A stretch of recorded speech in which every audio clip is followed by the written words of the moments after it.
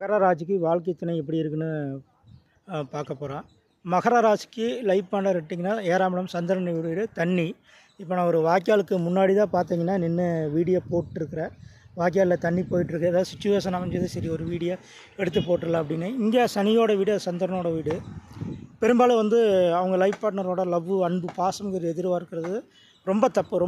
அதாவது நீங்கள் ஒரு ஆப்போசிட் ஜெண்டராக இருந்தால் கூட அவங்க வேறு ஒருத்தர் மேலே அன்பு செலுத்தலாம், பாசம் செலுத்தலாம், அது தப்பு கிடையாது. இவங்க ஜென்ஸாக இருந்தால் பண்ணுவாங்க, லேடிஸாக இருந்தாலும் பண்ணுவாங்க. பட் லைஃப் பார்ட்னருக்குள்ள அவ்வளோ அந்யோன்யம் இருக்குதுன்னு சொல்ல முடியாது. இருக்கலாம், மேபி அவங்க ரிசர்வராசியாக இருந்தால் இருக்கலாம்.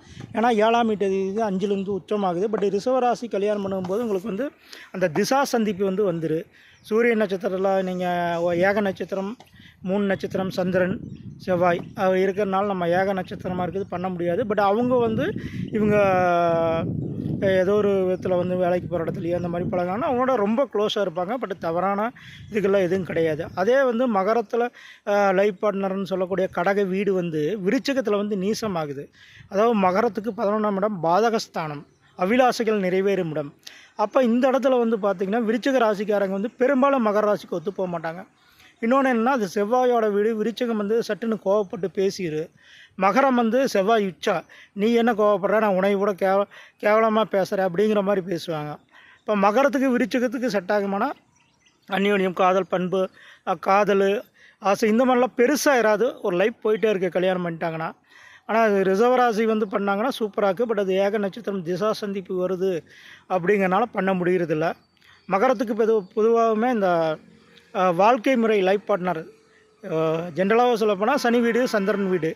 பெருசாக லைஃப்பில் அவங்களுக்கு லைஃப் பார்ட்னர் கணவனாக இருந்தால் மனைவி, அல்லது மனைவியாக இருந்தால் கணவனை பெருசாக மற்றவங்க லைஃப் மாதிரி இல்லையா அப்படின்னு வாழ முடியாது. இதுதான் வாழ்க்கை முறை. பட்டு மகர ராசிக்காரங்க ஒரு நேர்மையாக இருக்குமாங்க. விருச்சிக ராசிக்காரங்க இந்த ஒரு காலபுருஷனுக்கு 8ஆம் வீடு.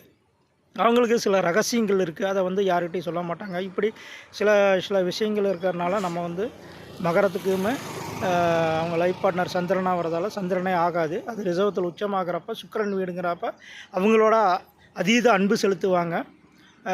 விருச்சிக ராசிக்காரங்களோட அதீத அன்பு செலுத்த மாட்டாங்க. ஏன்னா அவங்களுக்கு பாதகஸ்தானம். அந்த விருச்சிக ராசிக்காரங்க மகர ராசிக்காரங்களுக்கு பாதகத்தை பண்ணுவாங்க பெரும்பாலும்.